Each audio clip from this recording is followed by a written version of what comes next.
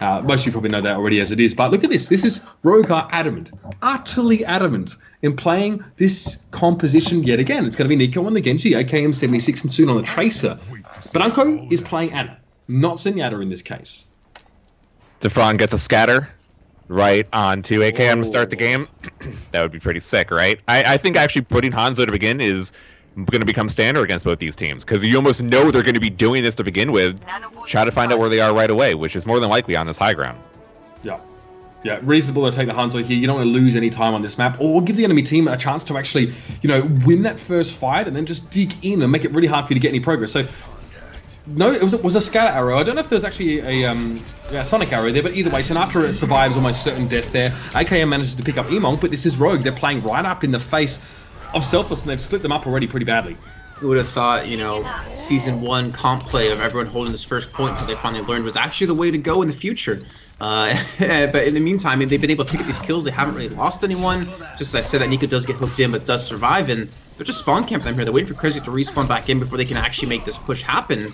Nonetheless, this is a lot of time. Like, this is pretty much a minute of time that Rogue's already been able to build up. It's quite frustrating as well for Selfless, because, you want everyone to go together, but you've got players coming in from the low and the high ground. I mean, look at this. Kresnik comes forward to try and do a bit of damage. Defran finds Unko here, so this probably should be Rogue backing off a little bit. Soon is the only one to get a kill on towards Emong here, and attack fires are going to come out here, I believe from Defran, so Nox has to be kept honest in this situation, and he gets caught out in the high ground. AKM peeks into the attack visor. Not sure about that one. He could have stayed alive, but anyway, he gets taken down. So, yeah, Payload gets moving, but Rogue bought himself a lot of time, and you should expect to see a lot more teams doing this because they have time to set up properly for a proper first point defense. I mean, the fact that you had to commit an ultimate to get out of spawn, and Rogue didn't use anything, and now have 3 ultimates ready to go into this next push, even if they did lose a lot of ground that they didn't expect, they're going to have the ultimates to back this one up. And yeah, they're being held up for a little bit of time here by Sinatra, but it's not going to matter. They're eventually going to get out here, and now they have their own attack visor that AKM is going to be nano boosted through, and they're going to hold them yet again. And don't tell me they're going to spawn kick them off the back of this. Emong even gets slipped off towards the side with Michael there to protect him. They've lost their entire team. And you can see that Selfless were caught mid-step, right? So the AKM is so easily able to get 3 kills with that attack visor and then a 4th on Emong later, because Kresnik wasn't in a position where he could protect them. Because so many players from Selfless were still too busy trying to dive towards Rogue spawn and stop them from coming back in, that Kresnik was sitting on the payload. Nothing's going to protect you from attack visor in that case. I was waiting to see if Defran wanted to go across that bridge directly, and as soon has a pulse one ready to go. But on the high ground, he can just drop this from the top. It's going to be very hard for anyone in Selfless to really mitigate or just kind of survive this one. But look at this, AKM and Unko directly going to the high ground, realizing they need to get this position, and there's no one really there to contest this. Sound barrier now for Selfless. A little bit early in the fight. I actually like this from Rogue, responding with their own sound barrier, but a little bit later on. So they're going to have the advantage in terms of the overshield as it does decay away. It's going to be a nano boosted attack visor from Defran here. Oh no, it wasn't actually, just without the attack visor in fact. So they're just trying to rely on him using the pulse rifle effectively. He doesn't get any kills, but Sinatra finds 2 there. Wins and Nox are down. AKM's trying to stay safe, and Nico actually survived getting hooked in.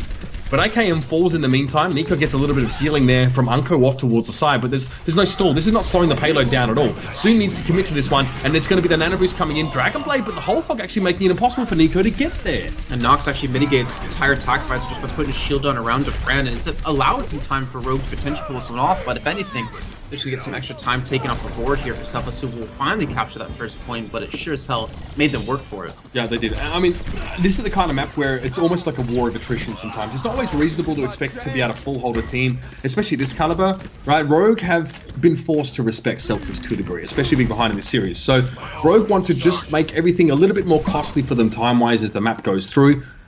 And then they can maybe mount a proper defense on the last point or something similar if they can win a couple big fights. Even in the shuttle phase, they can actually mount a solid defense. But high ground position is present. Defran actually avoids getting slashed up early on here. Nico now trying to go towards him, but he gets hooked by Emong and taken down. That's another kappa roll. That was still a good use though of the ledge climb or the wall climb to actually interrupt his reflex, so he doesn't have to waste pretty much the entirety of his ultimate. Yeah, he goes down in the end, but that just shows how smart and how good Nico actually is on this Genji. But in the end, it doesn't matter for Rogue, unfortunately, as this point's going to be captured, and they might be able to get a contest for a few seconds, but it's just a fight that they should not really be able to win unless AKM somehow gets in a good position. This is kind of bad for Rogue. They managed to contest it for a moment here, but they really have to extend a long way on towards the point. They actually make this work. It was the biotic grenade there from Unko, very important to really soften up the side of Selfless. They had to pour straight back in. I've seen teams in that position not even bother to contest and just jump off the cliff because of how close the payload is towards the end. But just in the nick of time, at the death, at the stroke of midnight even, Rogue managed to hold on. My ultimate is charging. That's pretty impressive. That's ballsy play as well. Yeah. Even actually, Sinatra tried to zone out AKM and put a pulse bomb down on the high ground to actually stop him from pushing through with attack visor, but it doesn't matter. He gets there in the end, and he holds him back. Honestly, really well done by Rogue, but they have to be very careful that no one backcaps in the end. Nico again on the high ground. In terms of the nano boost being used, I think that's onto Nox actually just to disrupt this back line. Just trying to buy some extra time as he's just getting focused on by 4 people, but AKM gets a kill. Nox actually should be able to escape from this one. Yeah, that's nice. But he's bought like another 20-30 seconds for his team just from those ults alone. And that's a worthwhile use of his ultimate there as well. He goes in and gets a kill, he disrupts for longer, and then he jumps out and joins his team. I really enjoyed that actually from Nox. He played that quite smart. He's actually one of the best tactical minds. He was one of the best tactical minds in Team Fortress 2, and I think in Overwatch he's rapidly getting to that point as well. It's just locked the pulse bomb in. 2 kills. Michael 3D and Fran go down. Nico gets the dodge in. On towards Emong, and Kresnik don't really know where you're charging, mate. He's hoping to maybe back up Sinatra and hack, but he's a long way away from him. Earth Shadow would be the order of the day. He gets a lot of them down, but Nico's still able to cover his teammates' backs by getting the damage done. I thought he was just trying to die or something, because that was really no need for that. That was desperate. That was just desperate. But you had a minute of time left. I mean, why? I don't know. That was really questionable in my opinion. To be honest, and to be frank, you know, and no offense to Kresnik, but I've seen quite a few ultimates out of him across the series that have been kind of questionable with the Euro Shatters. But anyway, he's a better player than I am, so I always give him the benefit of the doubt. But they haven't taken high ground before, and they have to do it now. Okay, Bubble comes up there. Oh, Nox, he's going to be in trouble here. There's no way he survives that. Defran jumps down. He gets around the Winston shield. The only shield, by the way, that Rogue have available to them in any way, shape, or form in this team composition. Only 1 kill for the attack visor. The rest of Rogue actually give this respect. They back up soon. Another pulse bomb. What a surprise. On towards Emong, and that's AKM getting his own attack visor. This time, 2 kills for that one. And this is brilliant. This is looking like a Rogue hold inside the shuttle phase. They've recovered really nicely across this map. Alright, well, Sinatra at least be able to put it into overtime. Pretty much guaranteed here. I should be able to. Oh, he's going to get destroyed. Oh my god. I was just going to say he has a guaranteed overtime, but now there's no chance except the hack trying to get there in the midst of seconds, and they're not going to have a second chance to contest this, to even push it a little bit further. I think, you know, Slasher pointed this out before, right? If Selfless are going to win this, they have to win 2 of the 3 first maps, and even then it's still going to be a struggle because the last 2 are going to be payload. This is not looking good for them. I think Slasher might be right. I think we're going 5 maps, and I think Rogue can take this.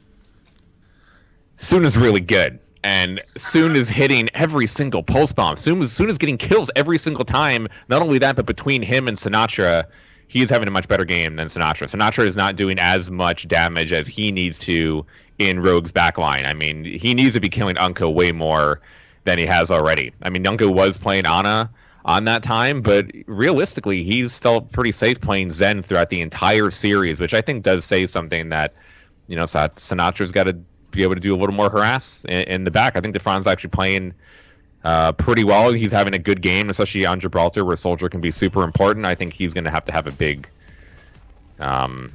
defense here if they want a chance to win. I think one thing that's also allowing Soon to get a lot more of these pulse bombs is the fact that Selfless are sticking together a lot more, because you have Michael being protected by Emong with Defran there as well. It's sticking next to Xana and to Hack as well. So with 4 people pretty much grouped up, it just provides more opportunities for Soon to pick up, you know, these two or double, triple kills. I'm not taking away from the skill at all that it requires for Soon to pull something like that off, but it also helps a lot that they're sticking together. Where on Sinatra's case, the rest of Rogue just want to stay spread apart because they're diving aggressively. It kind of sucks that we have to like grade these 2 traces on who gets more pulse bomb multi kills, because that's just how high I think the skill ceiling is between these 2 players, that we have to find some way to distinguish them. But I honestly think Soon's one of the best traces in the world. What I'm enjoying here is a potential Widowmaker play from AKM, which we kind of alluded to earlier on. We haven't seen from them yet. Well, we're going to see it yet, or now, unfortunately. Oh, come on, man. I don't know. It works because what AKM's role that he has is a free DPS with this comp. Because you have Nico and Soon together, push up aggressively with Nox. He has no pressure on him generally. That's why you can see him play Pharah. That's why he can play Soldier like this. Even play McCree. So Widowmaker is definitely always a possibility to fit into that free DPS kind of role.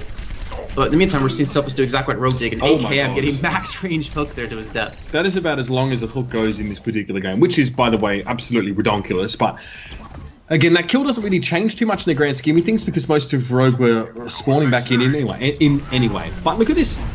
Selfless give a bit of ground here. Rogue want to dive, but they might have to be forced to dive a little bit deeper than they first intended to because of the disengage. Oh. AKM is eating hooks like it's going out of fashion. Somehow he thinks they have nutritional content that they actually don't, and he's going to fall. Now, Soon is forced to try and 1v1 against Emong.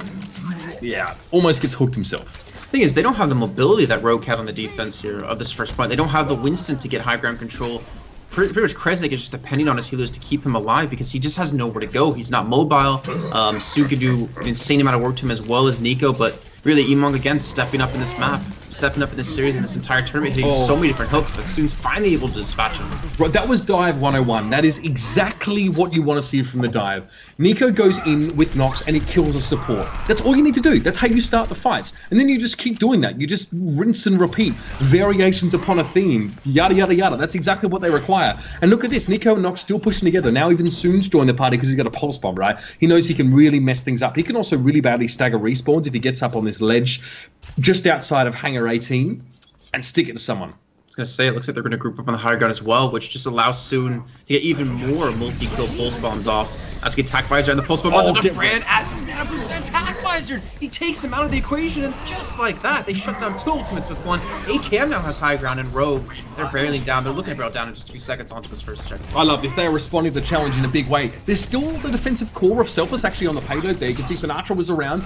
Michael just fell, but Kresnik is going to be there with the hack, and that's a sound barrier. And notice that's only used for a couple people because there's a clutch situation here. And look at this. Selfless gives that extra healing via the hack to their players to help them withstand that damage and actually win out in those 1v1s. It was like a 3v3 or something, but a sound barrier makes a huge difference in that case. Whether they could have saved it for a big team fight or not is immaterial, because they're aiming to hold Rogue here. They have to. I mean, they need to take away a lot of time. There's only a minute and a half remaining, but they need to keep this pace up and invest these ultimates, and then worry about having ult usage a little bit later on. One for them is AKM has ultimate yet again, and there's really no one to contest high ground against him unless it's going to be Defran, who takes down Soon, who just gets a little bit too cocky and wins. He's actually pushed him to the payload, hoping to actually push this one further. Rogue have to back out. They need Soon. Don't tell me after all this build-up we've been going for Rogue and their defense and how close they almost lost that second point, that they're not going to be able to capture first. I don't want to say it might be possible, but right now it's not looking great. I mean, there's an Earth Shatter there for Kresnik. He can actually really wreck the supports with this one quite comfortably. But Soon and Nico, never fear. They start off the fight very, very well. It's a pulse bomb connected onto Kresnik, like always. We shouldn't be surprised about that anymore. And Emong, he's discorded. He's going to get caught out very, very easily pressing forward. Rogue, they take a deep breath.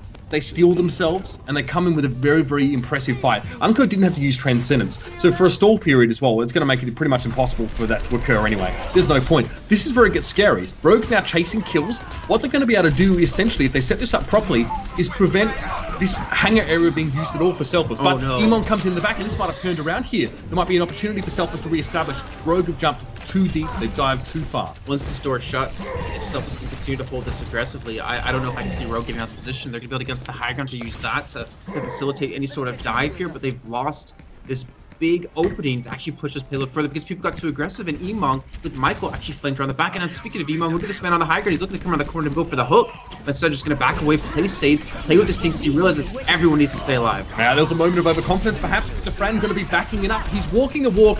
Just after he talks the talk, brings the damage in. Now Unco forced to hastily use the Transcendence, but Defran already got 2 kills for that one. It is traded out though. Nox and AKM get involved in the fighting, and removing the Soldier 76 could be a big factor as the cleanup does occur. AKM finds a third. It's a headshot towards the hack. Kresnik feeling very alone up in that payload. Now discorded. Emong forced to fight up against 4.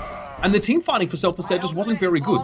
Defran managed to get 2 kills to start the fight, and they still lose out there. That's a little bit concerning. But they can't finish on this push. They need one more fight to close out this map and to take it to a 5th and final of this series. Sinatra, the post bomb is ready to be used. I mean, he's seen Soon do it this entire series so far, so he knows definitely how to do it. Just whether or not he can get in the right position to pull it off. And unfortunately, he's just going to fall short. That is not the pulse bomb they were looking for. Hopefully the sound barrier is going to be enough to keep them alive in this fight, but AKM's very close to attack visor, and that's going to come up after the sound barrier is already expired. Good hook from Emong. He catches Nox. Sinatra gets the damage done that needs to happen. There's Emong with the whole hog. He pushes, wins out, and AKM does get the attack visor. But guess what? Kresnik's got a big old shield that no one else has been damaging, and we talked about how 76 struggles to deal with that. Alright, so now we're looking to a minute left for Rogue here. Keep this winner bracket hopes alive to get straight into the finals. With only a sound barrier and a Transcendence coming up. Soon, he's at 80%, and you really can't count Rogue out until his pulse bomb's on cooldown, because this man has been able to hit so many big pulse bombs to allow them to actually make these fights happen. but he's just looking for the position. And with how spread out they are, with Defend on the high ground, I don't really see him hitting a double or even nearly a triple pulse bomb. This is a big fight here, though. Rogue need to be pushing very quickly. They're now running out of time yet again. Sound Barrier used, then Transcendence for Rogue. They're trying to keep themselves alive in this fight, but they need to get the damage done. They find Michael. That's a huge start. Emog getting one. Sinatra finds Unko, and they're all fighting over on the payload here, but the payload's still moving. Sinatra, another pulse bomb that doesn't connect. He's losing his touch that he had earlier on in this tournament, and unfortunately, it might be just what the doctor ordered for Rogue to get across the line. Sinatra unable to stem the flow, to stop the bleed, and Rogue get to the end of the hang. 2-1. Well, I can say Slasher just smiling from ear to ear right now. Pretty much called it exactly how this series went. And I mean, really, Selfless actually played a pretty solid defense. They were able to stop So much better here. I expect this to be a game 5 where the two teams just go, well, stuff it. We're going to bring our compositions and play them as best we can, because we've probably run through all their other options by now. If they had anything to show in this series, they've probably already done so. If I'm Selfless, the one thing I strongly consider is taking Emong off of this Roadhog. I mean, considering how well Soon is playing and how quickly he's been able to build ult because Emong is on Roadhog, really the trade-off is the more hooks that Emong hits, the better chance that their team is going to have to win. But if his percentages aren't high enough, the amount of damage that Soon is doing is just going to offset that trade. Doesn't seem like they will, but, you know, just considering how well Soon is playing. Sasha? If you want to take him off Roadhog, where would you put him? I mean, that's kind of one of the problems. We don't really think of Emong as more of a DPS player, and what he's played a lot of McCree previously, not as much the Zarya or the Diva. I think if he was more proficient on those two heroes, we could probably see that happen. I was actually wondering, like, the Zarya wouldn't actually be a bad fit for the team. Like, yeah, Roadhog gives you a lot of pick potential, but a Zarya just makes Sinatra even stronger, allows him to be more aggressive, and allows him to hit even more of these pulse bombs. It's time, gentlemen. Let's stow the analysis for now. It's going to be Selfless on the attacking side. Again, same composition. So we're looking for Emong hooks here. I mean, again, there's no Reinhardt, so there's actually a lot less protection from hooks, and that means that Rogue needs to go first. They can't just wait around for a pick to occur. They've actually got to go and get it themselves, and Soon does quite nicely. He actually avoids the fire strike from Kresnik as he gets up in his grill, and that first pick is going to slow up Selfless quite drastically. So Emong, is he really going to have an opportunity to hit any of these hooks? I mean, with the way Nico's playing currently, just playing on that air conditioning unit, just bouncing up and down, well, just as I speak about hooks and not be able to hit too many of them, he catches Nico out, just being a little bit too aggressive there, and Soon's going to respond with the kill into Michael, but as we talk about one-for-one trades on hybrid maps are always going to favor the attacking team. This is such a dangerous composition to play against a Roadhog. Oh, that's a nice pulse bomb from Soon. I mean, it's an easier target to hit. Sinatra does the same to Nox, so both the tanks being felled by those pulse bombs. Both teams at 5 players, then Soon forced to defend. Might be an opportunity here at this stage for Selfless to pressure on, but Nico and Winter staying together on that point, just preventing any sort of, you know, accruement of percentage or any thirds coming through. And with AKM picking off Sinatra here, Rogue probably starting to feel a little bit more comfortable in this fight. And we have the TAC Visor Nano Boost combo ready to go here as well for Rogue. So even if we do see 6-man push into this out of Selfless, as long as AKM can stay alive, I don't really see them stopping this. Yeah, Kresnik's gonna have a shield, you know, all great for him, but you know, the chance of everyone staying behind that when you still have Soon just harassing is gonna be a little bit too slim. So 2 minutes to go, and all they have is a Nano Boost to save for it, to push with. Yeah, what I was trying to say before is it's just dangerous to play this composition into what Selfless have with the Roadhog, because there's no shield to stop it, right? But what Rogue are doing, they're either getting the first kill or they're getting a trade for the play that's being hooked in and keeping it fairly even. So you can handle this if you're going to be aggressive enough and actually able to coordinate these dives in. Here they come. Sound barriers out from both sides, but Defran fell to the attack visor before. He could benefit from that. He would have had attack visor himself in this fight. Somehow Sinatra manages to get a pulse bomb on towards a 76, which is very hard to do, but Soon just wrecks him, wins that 1v1 out, and the DPS players from Rogue are definitely lifting their weight. I'm going to give Unco credit there, because I know he'll watch his VOD back and hate us if we don't tell him. He actually slept Sinatra there too, to allow us to just easily take him down. So this man, I mean, not only is he playing Zen in 1v1 in Sinatra, he's also able to do it with Anna with these sleep darts, and they have the rest of his team to clean up these kills. This, I don't know, Unco, like as Slash has been pointing out, is just, if you can't make him play something he doesn't want to be playing, then he's just really hard to deal with. He's such a big threat on this side, and it's not very often we say support is a big threat for a team. Yeah, but I mean, we look at Anna's in Korea as well, and we think about how dangerous they are, and Unko can be like that too. That's just how good he is. Earthshatter from Kresnik doesn't hit anyone at all. That might have been a big mistake there and a big waste of that ultimate, because AKM still got the freedom to work up on that high ground. He hits a Helix Rocket, then he hits Kresnik with the rifle, as it were. Wins even chipping in, finding Emog, and Sinatra's forced to try and run headlong at AKM. But AKM wasn't born yesterday. Very comfortable. And there's no white flag here for the Frenchmen. They're going to take this all the way. There's under a minute that remains for Selfless to get this first point. And we had Selfless commit a lot of ultimates too. I mean, the whole hog, the Earth Shatter, the nano, or the attack visor, all they're going to have is the nano boost and the pulse bomb, where AKM is ready to have his attack visor and the nano boost in just a few seconds out of Unko. With 30 seconds left, they're going to stall for a little bit of time before they do officially go for this attack here. Nox is just going to barely survive that. Not sure how the hell he did that one, but AKM gets initial kill, and he's just ready to go. Even Wins popped up the sound barrier preemptively just to make sure no one dies. This is looking sick from Rogue. They've starting to wake up and come into their own here.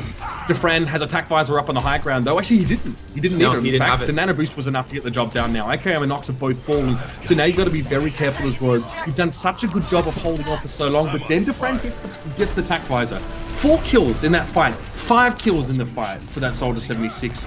And somehow, in overtime, they're going to hold on. Selfless are going to try and keep that 34 win streak intact, but they have been pushed to the absolute limit of their capability. Yeah, but Rogue now has the opportunity to defend a gate, and we've seen how aggressive they can be in their defense, and they can obviously do it yet again here. It's actually a really tough position to break through if you're going to be on Selfless on the attack. If they can just get a position to do this, usually you need a Reinhardt to hold that front gate, but if you get Nox up here on top of this building and then jumping in, if they're not quick enough to back away from this one, they can lose quite a few people. Now that's going to be quite painful for Selfless now, with the high ground being in control of Rogue, and the side of Selfless not actually having a lot that can challenge that out. So the fight's going to have to occur on the ground, and AKM needs to do this damage up on high. He's got to chip down that sound barrier, and then really start to cut into the health banks of the Selfless players. But so far, no one's actually fallen in this fight. It was actually Rogue taking more damage.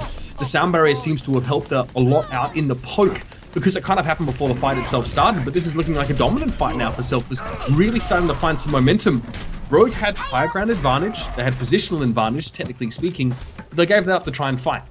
Nico died actually right when he got his Dragon Blade out, before all the percent were used.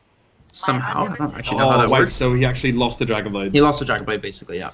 He died in the end to hack, just with the boop out of him. But considering how much they struggled on the first point, how little time they've had to take second, they're already doing fantastic here. They have still an Earth Shatter, not to mention Sinatra put up that pulse bomb, which almost catches AKM. But they still have the Earth Shatter, and that could be such a big ultimate for them. And there you go, catch it on to 3 different people. That was really nice from Nico, though. He gets in front of Kresnik to try to block out the hammer damage. Don't forget, Genji can block Reinhardt hammer hits. It's how it works. Even though he doesn't do the damage back to him, he can still stop the damage from coming in. Well, AKM tried to get attack visor there, but Emong just shoved him out the way with the whole hog. And Selfless, a good recovery after a very sloppy first point. Now they're on to the final stage, and they're going to have 2 minutes and 17 to get it done. It's so funny, too, because Selfless are just using ultimates basically when they get them. There's no actual combinations between the players. I mean, Fran uses attack visor there, and Michael didn't even nano boost him because he didn't have it up, because they're trying to build up some momentum and try to build back some time.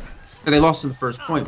But now with Rogue having 3 big ults, this could be the big turning point. This can finally be them just putting a band-aid over this lead that's been constantly chipping away at them. Defran has himself a nano boost, and that's what happens if you're going to hit the Helix Rocket. Remember, Nico didn't have the nano boost from Unko, so he didn't have the damage reduction. All you need to do is just get enough damage on that Genji, and he's down. Dragon Blade now for North. Now Sound Barrier coming out on Selfless to press forward. Nox tries to get into the backline and find Defran, trying to zone him out, but he's got the whole team. Great peel from Selfless to deal with Nox, but also the rest of Rogue were already in retreat by the time Nox had jumped into Selfless. That's his second Dragon Blade now that's gotten them absolutely nothing. It's actually been ended pretty much before it even begins here, and they're all being held back in their spawn. Sinatra's pretty much just holding them hostage here in this situation. Pulse want to come through, and that's Win's going to go down immediately. So now no Lucio to speed them into these fights, no Lucio to get them away from these fights. Rogue have to be so careful, but Soon's already gone down. Rogue did this yesterday as well. They almost won on first point. It was an overtime, they lost it, and then it actually ended up being a map completion from their foes. Rogue this seems to be a little bit of an Achilles heel for them after losing that first point, because they've just been getting trashed all throughout this map. Momentum in Overwatch is such a real thing. It's also such a very powerful thing. It manifests very clearly like this. Almost no kills from Rogue in the last few fights. Now attack visor Daffrin in the backline getting jumped on here. Nico needs to dive in and deal with this one, but Daffrin's been able to back away and get a bit of safety here. Emong just takes a breather in the corner. He will fall from the pulse bomb, and there's Rogue now finally start to re-establish. It's a 3-man attack visor. No shielding available for Selfless as they fall in droves. I think because Selfless have been just throwing these ultimates as soon as they get them, it means Defran and Michael have been desynced perfect in terms of popping the nano boost attack visor. They haven't had a single one actually this entire game, now that I think about it. So he hasn't been able to really do the damage he's needed to, when all AKM had to do was just sit on the high ground, wait for Unco to respawn back in, pop his ultimates, and he picks up 3 kills there to hold back.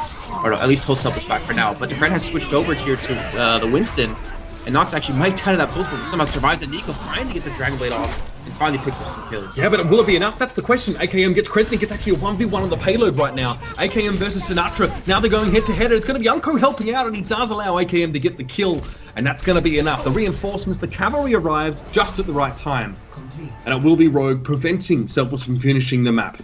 Close quarters, though, considering that last fight, Slasher, that first fight on the last fight on the first point really could have gone Rogue's favor, and it should have.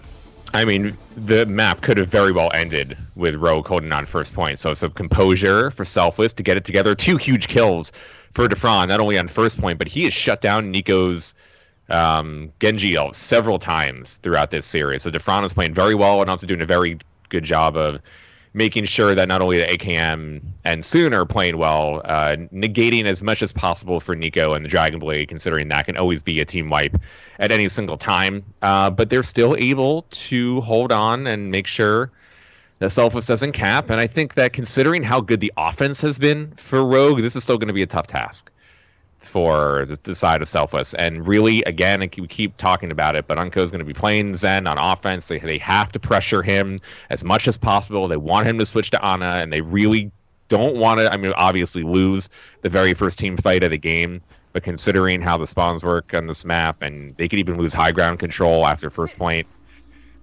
it needs to be a good start for Selfless.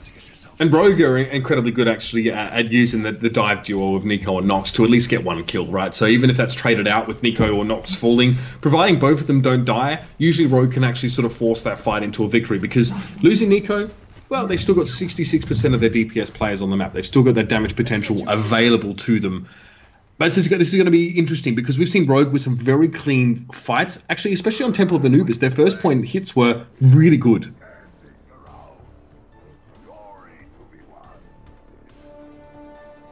And look at the lineup of what Rogue's going to be using. It looks like it's going to be pretty much standard, pretty much just bread and butter what they've been doing this entire series, not to mention this entire tournament. And again, we're seeing Selfless not switch things up, which I can admire and also despise at the same time. I can despise the fact they're not adapting to how powerful Soon's been and not switching things up at the same time. They're feeling confident enough that they can run this composition, that they're confident in themselves, that they can still beat Rogue. I mean, it's 2-2, and this is only the winner bracket finals. We still have, I think, 3 more matches to come with the grand finals still. So a lot of games still yet to happen. Yeah, but the winner of this one gets that 1 map advantage in the grand final, Jason. That could mean everything, especially for how closely matched these 2 teams have been. The winner's advantage could mean everything. But that first fight from Rogue didn't go nearly as well as we kind of predicted it might, actually. The dive got completely picked apart, and Sinatra found Unco there to stop him from providing that Orb of Harmony. It's not looking at what's pretty much transpired so far, actually. It came at 52%. He's pretty much stayed equal to Fran in terms of ult percent when it comes to the soldier v soldier battle. But when it comes to killing each other, it looks like Fran's been able to get the better of him here. But Nico at 74%. I still really wish they ran like an Ana to pair with Nico's Genji, because when he gets the Dragon Blade and the Nano Boost on top of that, he becomes so strong, and especially when you can open up a first point like this. Obviously, you can switch to the Zen later on when you have the payload moving, but if you can't capture the first point, then we obviously can't win the series. You can't win the map. Selfless have actually been playing less of that spawn camp style over the last few maps here. I think they've been kept quite honest by Rogue, but you can see how far forward they're holding, and Defran actually just picked up Soon as he tried to flank around the side. So this has delayed Rogue quite a significant amount here. 2 minutes and 30 seconds left to take this point, and it's all on the line in this particular map, but that's it. They're waiting for that first pick. That's the starter's gun going off there, and AKM is going to get 2. Sinatra and Defran both falling down. Emog is really the last hope to deal enough damage to keep Rogue at bay here, but he's going to be jumped upon. Soon, doesn't manage to get him, but Unco's going to find Kresnik now. Here are the picks. This is what we need to see. Nico finds his Dragon Blade. Emog forced to back away after hooking in wins. That was important, and Rogue are chasing now outside of that first point.